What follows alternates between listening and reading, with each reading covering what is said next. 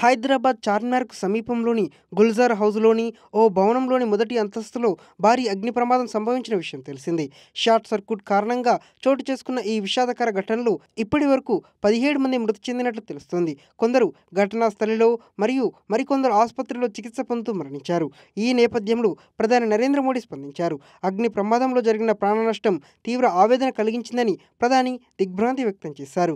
తమ ప్రియమైన వారిని కోల్పోయిన వారికి సంతాపం ప్రకటించారు. గాయపడిన వారు త్వరగా కోలుకోవాలని ఆకాంక్షించారు. మృతుల కుటుంబాలకు పీఎంఎన్ఆర్ఎఫ్ నుండి ₹2,00,000 ఎక్స్‌గ్రేషియా, గాయపడిన వారికి ₹50,000 అందజేస్తామని ప్రధాని పేర్కొన్నారు. మరోవైపు ఘటనపై ముఖ్యమంత్రి రేవంత్ రెడ్డి స్పందించారు. అగ్ని ప్రమాదంపై ముఖ్యమంత్రి దిగ్భ్రాంతి వ్యక్తం చేశారు. ఘటనపై మంత్రి పొన్నం ప్రభాకర్‌తో మాట్లాడి వివరాలు తెలుసుకున్నారు. మంటల్లో చిక్కుకున్న కుటుంబాలను కాపాడేందుకు అవసరమైన అన్ని చర్యలు చేపట్టాలని మంత్రిని, ఉన్నతాధికారులను ఆదేశించారు. పోలీస్, ఫైర్ విభాగం చేపడుతున్న చర్యలను ముఖ్యమంత్రి అడిగి తెలుసుకున్నారు.